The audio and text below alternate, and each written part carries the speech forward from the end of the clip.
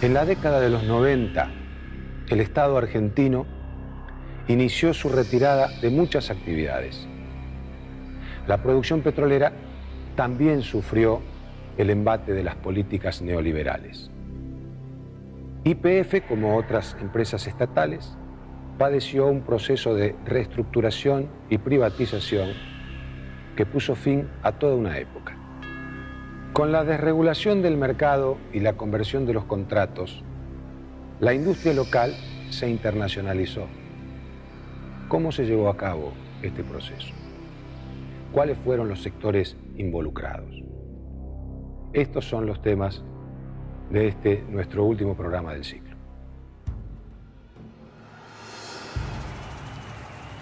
El 8 de julio de 1989, Carlos Saúl Menem asumía la presidencia de la nación.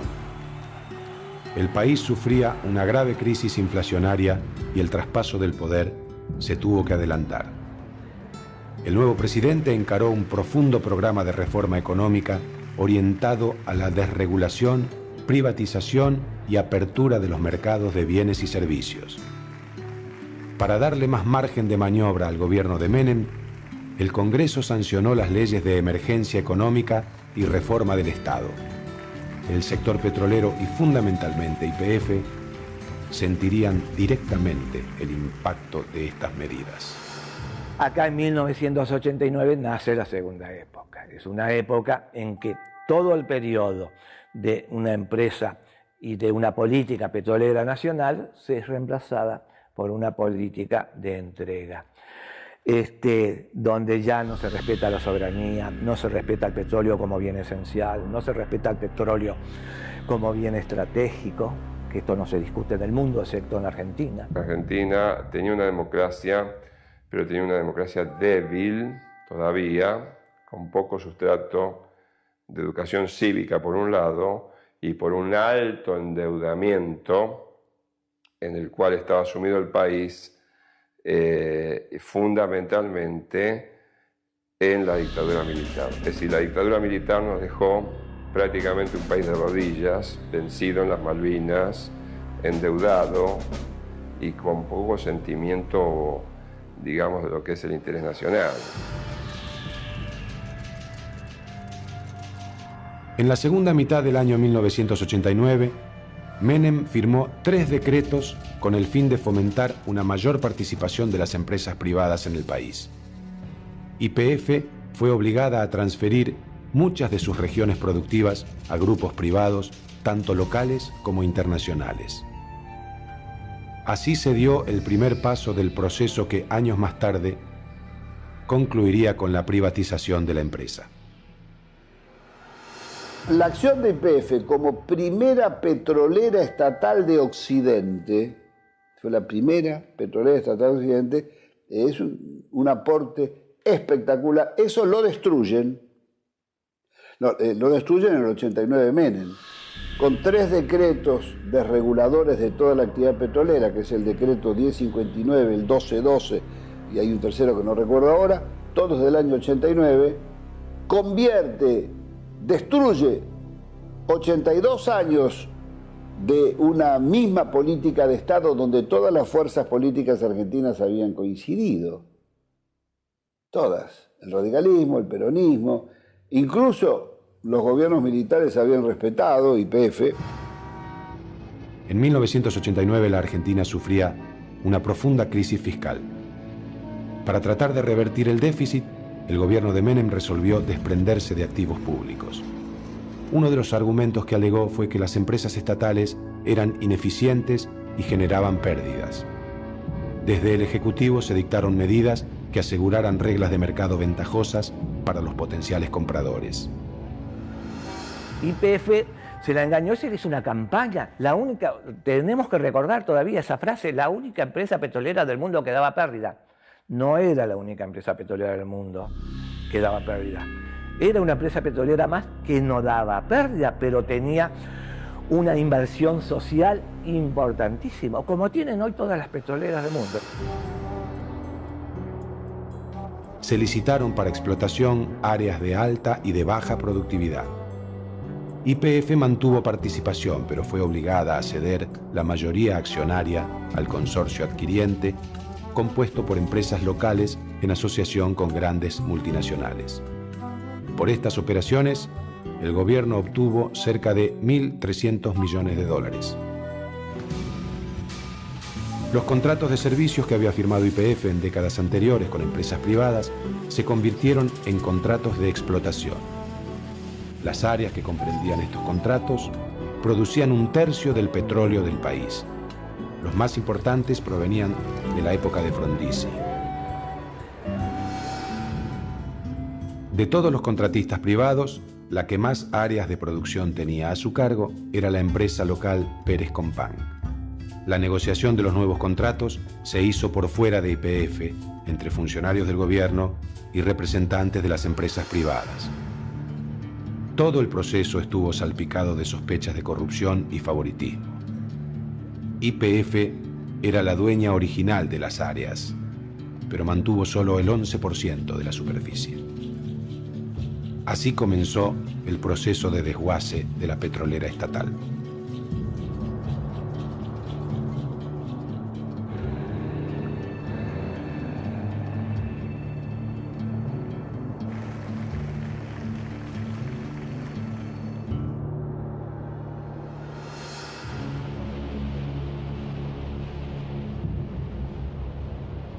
Los decretos de 1989 eliminaron toda la regulación vigente.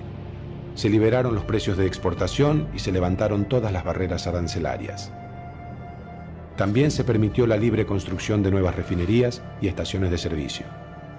La producción pasó parcialmente a manos privadas y se incrementó gracias a las condiciones ventajosas que implicaban los precios desregulados. De igual manera, se dejó de lado el sistema de cuotas por el cual se asignaba crudo a las refinadoras, que debieron comenzar a gestionar de forma independiente su aprovisionamiento con los proveedores locales o internacionales. En 1991 se puso en marcha el Plan Argentina, orientado a la exploración que establecía el acceso a las áreas con potencial petrolero en igualdad de condiciones para todas las empresas. YPF no tenía ningún privilegio frente a las privadas. Todo el territorio en continente y en la plataforma submarina se pasó a licitar cada 2 meses.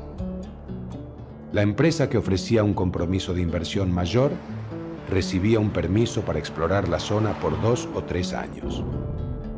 En el caso de producirse un descubrimiento, el inversor recibía una concesión de explotación por 25 años que se podía extender otros 10. Estaban obligados a pagar regalías por el 12% de lo que producían. De esta manera YPF perdía todas las ventajas y privilegios que la habían hecho una empresa líder y se preparaba el terreno para su total privatización. Lo que hizo la política de Luthor Menem es correr a YPF primero. Este es el primer paso hacia la privatización, dejar el campo orégano, por decirlo así, para que el sector privado avanzara. La segunda etapa fue dividir y privatizar algunos de los grandes yacimientos de YPF, y la tercera fue directamente privatizar YPF. YPF fue tratando de ser eliminada, directa o indirectamente. Hay todo un proceso que hay que definirlo como fuertemente corruptivo, como deben haber sido son las grandes privatizaciones del mundo. El proceso de privatización se inició a mediados de 1990 con la llegada de José Estensoro a la presidencia de YPF. A los pocos meses, el presidente Menem, nuevamente por decreto, la convirtió en una sociedad anónima. Así se inició una reestructuración total de la empresa. En 3 años, YPF se desprendió de 3 refinerías, terminales marítimas, la flota de mar y aviones por más de 2.000 millones de dólares. También se encaró un proyecto de tercerización de servicios. La planta se redujo de 50.000 a menos de 10.000 empleados. La privatización fue impuesta desde afuera. Primero desde afuera de la empresa, es decir, hubo un gobierno que es el gobierno del doctor Menem, que se enamoró del concepto de las privatizaciones y lo implementó de una forma,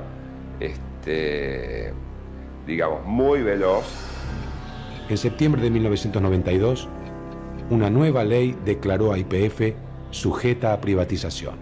No podemos más que felicitarnos de estos diputados que han dado el quórum, que han hecho funcionar la Cámara, pero creo que hoy es un día de júbilo, hoy es un día de festejo para la Argentina, que desde hoy el petróleo pasa a ser de las provincias, YPF pasa a ser una empresa que cotiza en bolsa, que va a tener inversión privada, y el dinero que de esto surja es de los jubilados. Miles de millones de dólares pasan del patrimonio del Estado a los jubilados. Al mismo tiempo, se transfirió el dominio de los hidrocarburos a las provincias, cumpliendo con un viejo reclamo de las jurisdicciones petroleras. La ley determinó que debían venderse no menos del 50% de las acciones, que fueron divididas en 4 categorías. Clase A, las del Estado Nacional; B, las de las provincias; C, las de los empleados; y D, las de los inversores privados. En casi todas las privatizaciones que se llevaron a cabo en los años 90, se decidió vender la mayoría accionaria y, por lo tanto, el control de la empresa a un único grupo empresario. El caso de YPF fue distinto, pero los resultados, en el largo plazo, similares. De la mano de la reestructuración liderada por Estensoro, los capitales estatales se iban alejando de YPF. Todo el proceso con estas empresas intermediarias que son locales de las empresas extranjeras y cobran comisiones, algunas fuertemente. Hacer la política de la entrega de la soberanía en el sector petróleo y de la amplificación de la corrupción en la Argentina tiene estos premios, y estos son el fin de estas empresas intermediarias. La venta pública local e internacional de acciones se hizo en julio de 1993. El Estado mantuvo el 20% del total de acciones y el derecho a veto sobre determinadas decisiones, en particular sobre un cambio de control en la compañía. Los empleados mantuvieron el 10% correspondiente al programa de propiedad participada, aunque lo venderían pocos años más tarde. Algo similar ocurrió con las provincias, que recibieron una cantidad importante de las acciones para compensar deudas por regalías mal liquidadas. La excepción fue Santa Cruz, que mantuvo sus acciones hasta fines de la década. Como consecuencia de estas ventas, creció el número de acciones en manos de inversores privados locales e internacionales. El capital accionario de YPF se extranjerizó rápidamente. Bueno, lograron eso, vender todo con el beneplácito y el aplauso de las clases populares, lo cual es un tema que debe ser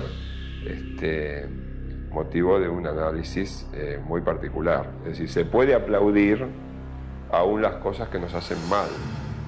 En los años posteriores, YPF desplegó un proceso de expansión fuera de la Argentina.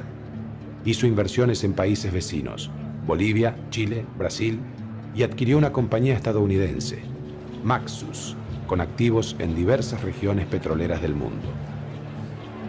La idea de una YPF privada argentina avanzaba, pero en 1995 José Estensoro muere en un accidente de avión, lo que significó un duro golpe para el proyecto.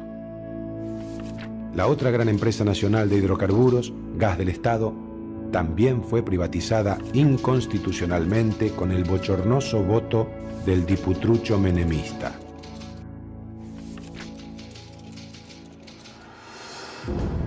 Con el ciclo de privatizaciones, el Estado argentino entregó el control de sus recursos energéticos. Esta política tendría graves consecuencias para la economía nacional. Pérdida de las dos principales empresas de la Argentina, que eran empresas públicas, YPF y Gas del Estado, ¿no es cierto? Fue un impacto en cadena hacia toda la economía nacional. Yo te puedo resumir en el hecho que estas dos empresas le aportaban al Tesoro Nacional entre 8 y 10 mil millones de dólares anuales. Cuando esto dejó de ingresar al Tesoro Nacional, pensamos que YPF, la primera privatización, 5.000 y pico de millones, 5.000 y pico de millones, era menos de lo que ingresaba en un año. Al perder esto, ¿qué hizo el gobierno Menem? Pedía deuda externa para cubrir ese agujero. La privatización del petróleo y el gas significó el gran endeudamiento de la Argentina, más que toda la deuda externa junta. El petróleo está presente donde menos lo esperamos. Muchas veces nos ponemos un poco en la cara y en el cuerpo, porque a través de sus derivados lo encontramos también en los cosméticos. Este es solo un ejemplo de la importancia que tiene el petróleo en la vida actual y el por qué es tan difícil reemplazarlo. Hay muchas industrias que dependen de él para poder elaborar sus productos.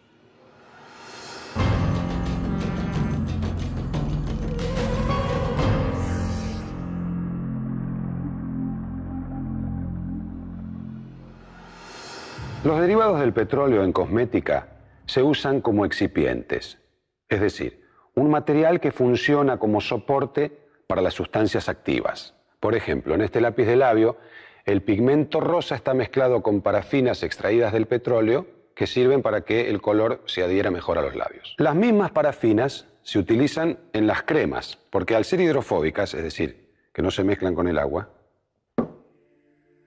la crema dura más tiempo en la piel. Huele mejor que el petróleo.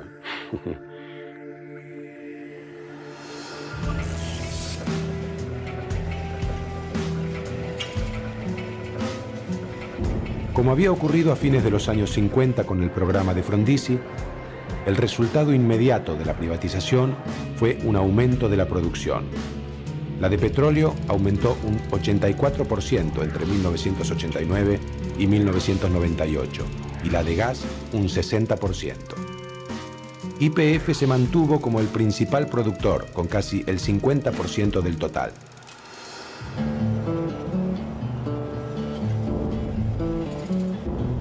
Las empresas privadas no se concentraron en la exploración de nuevas zonas, sino en aprovechar mejor las áreas ya descubiertas. Esta estrategia permitió un aumento inicial de las reservas, pero al no haber inversiones importantes en la exploración de nuevos yacimientos, la producción petrolera nacional llegó a un techo. El mayor escándalo que se ha producido acá, uno es dejarle a los privados el manejo de las reservas. Los privados son concesionarios porque la ley vigente dice en su artículo 1, sigue diciendo lo que decía el artículo 40 de la Constitución del 49. Los recursos hidrocarburíferos son propiedad imprescriptible e inalienable de la nación. Está concesionada su extracción, pero no hay ningún control sobre las reservas. YPF continuó desmembrándose. Vendió las refinerías de Dock Sud, Campo Durán y San Lorenzo. Las refinerías existentes realizaron mejoras en sus plantas, pero no construyeron nuevas instalaciones. El nivel anual de procesamiento aumentó escasamente. Las privadas volcaron el aumento de producción al mercado externo. En 1997 se exportó el 42% de la producción. Las grandes obras que se construyeron en esos años estuvieron orientadas en este sentido. Se construyó un oleoducto de 424 kilómetros que unía la cuenca neuquina con el puerto chileno de Concepción. En relación con el gas, se construyeron 5 gasoductos para unir las cuencas argentinas y los mercados chilenos, otro para exportar gas a Brasil por Uruguayana y uno a través del Río de la Plata para unir la red argentina con Montevideo. El negocio era exportar, sin preocuparse del mercado interno ni de las reservas a futuro. El control del Estado fue pobre. Entonces, bueno, tenemos un Estado que no solo vendió, sino que además ingenuamente dijo, vendo y ahora me puedo dedicar a otras cosas. Cerró oficinas, degradó el nivel del funcionariado, tuvo dosis de funcionarios muy pequeñas como para hacer tareas muy grandes, no llevó más estadísticas, a veces fue ridículo y le confirió a las propias empresas privatizadas que hicieran las estadísticas públicas. El proceso de privatización de los años 90 terminó por consolidar un grupo de compañías petroleras locales que habían dado sus primeros pasos algunas décadas antes como proveedores y contratistas de YPF. Pérez Companc, Bridas, Astra, Petrolera San Jorge, Plus Petrol y Tec Petrol pasaron a ocupar un rol más importante. A este grupo se sumó la propia YPF en igualdad de condiciones luego de su privatización. Si bien los accionistas estaban diseminados por el mundo, la dirección de la ex estatal estaba todavía en manos argentinas. A fines de los 90, el deterioro de las condiciones financieras internacionales y regionales puso presión sobre las compañías locales. Pequeñas en relación con las grandes petroleras internacionales, se encontraron con dificultades para obtener capital y financiamiento en condiciones competitivas. Las principales empresas locales fueron vendidas a empresas extranjeras. Astra fue adquirida por la española Repsol. Petrolera San Jorge fue comprada por Chevron. Pérez Companc vendió todos sus activos petroleros a la estatal brasileña Petrobras. Finalmente, el gobierno nacional decidió vender sus acciones en YPF. La única oferente fue la española Repsol, que se convirtió prácticamente en la única accionista de YPF Sociedad Anónima. Al finalizar la década de los 90, la industria petrolera argentina estaba completamente privatizada y en manos extranjeras. Nos dijeron que con la privatización íbamos a tener autoabastecimiento, mantener el autoabastecimiento, se mantuvo el autoabastecimiento, se exportó como loco sin pensar en las reservas, y de 14 años de reserva, ahora estamos en 7 apenas, de 35 años de reservas de gas, estamos apenas en 7 años de reserva de gas, y esto entonces muestra los resultados. El saldo de las privatizaciones fue muy negativo para el país. El crecimiento de la producción de petróleo llegó a un límite en 1998 y a partir de 1999 comenzó una caída sostenida. Los principales yacimientos han declinado en su producción, lo que hace que casi no queden grandes saldos exportables como en los años 90. Como ocurriera durante todo el siglo XX, el sector energético entró en crisis una vez más.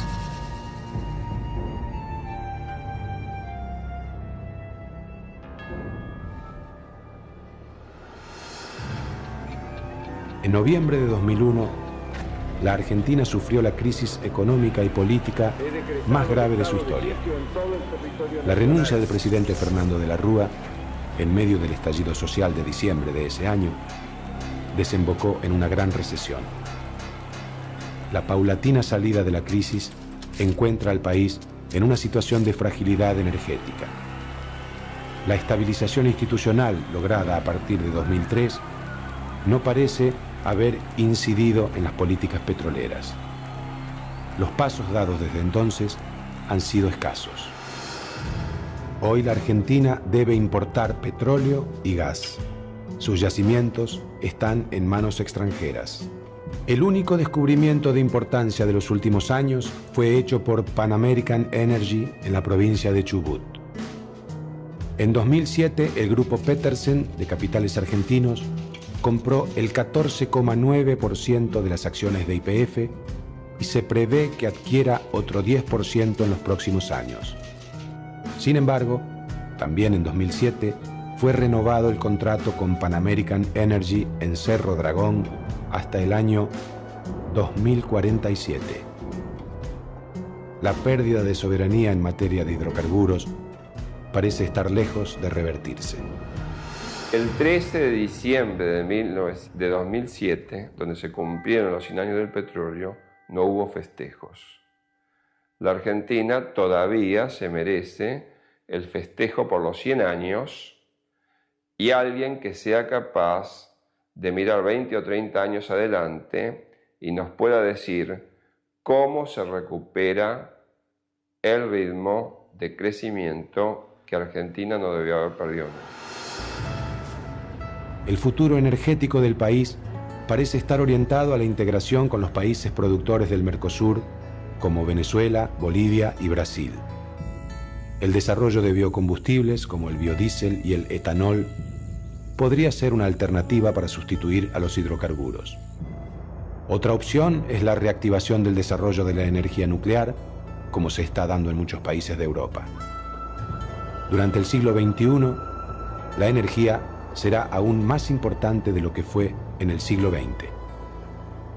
Recuperar la soberanía energética y generar políticas sustentables es uno de los grandes desafíos para los gobiernos por venir. Este fue el último programa del ciclo. Por lo tanto, quiero despedirme con un dato mirando hacia el futuro. Según los expertos, las reservas de combustibles fósiles están disminuyendo rápidamente. Coinciden casi todos en que en los próximos 30 años se acabarán. Entonces quiero presentarles a dos nuevos combustibles que se están produciendo en base a vegetales.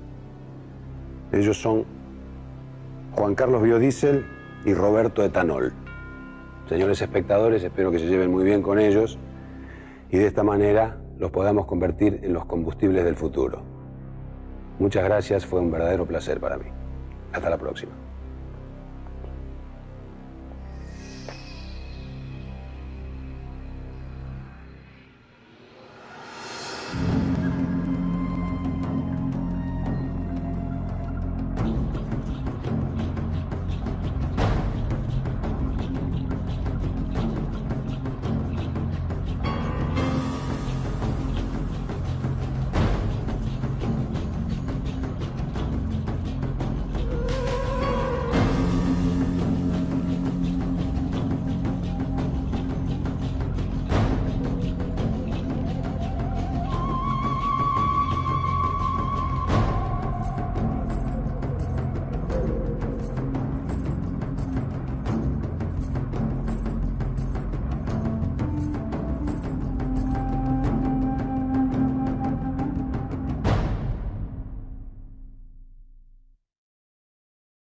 Neoliberales.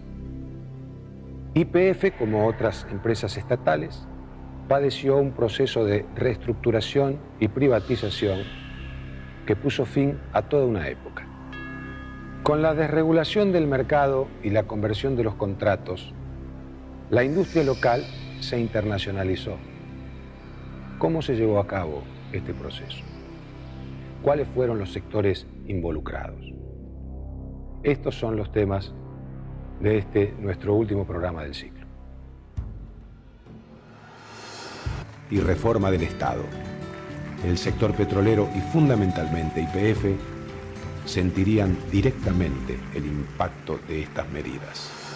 Acá en 1989 nace la segunda época. Es una época en que todo el periodo de una empresa y de una política petrolera nacional se es reemplazada por una política de entrega, donde ya no se respeta la soberanía, no se respeta el petróleo como bien esencial, no se respeta el petróleo como bien estratégico, que esto no se discute en el mundo.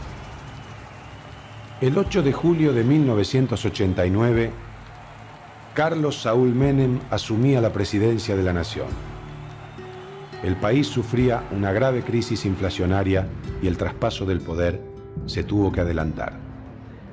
El nuevo presidente encaró un profundo programa de reforma económica orientado a la desregulación, privatización y apertura de los mercados de bienes y servicios.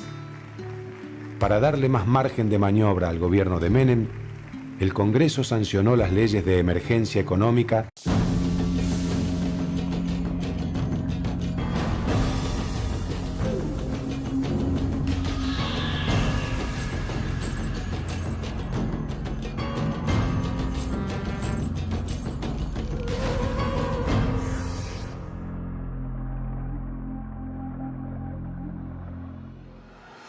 En la década de los 90, el Estado argentino inició su retirada de muchas actividades. La producción petrolera también sufrió el embate de las políticas. Excepto en Argentina. Argentina tenía una democracia, pero tenía una democracia débil todavía, con poco sustrato de educación cívica por un lado y por un alto endeudamiento en el cual estaba sumido el país, fundamentalmente en la dictadura militar. Es decir, la dictadura militar nos dejó prácticamente un país de rodillas, vencido en las Malvinas, endeudado y con poco sentimiento, digamos, de lo que es el interés nacional.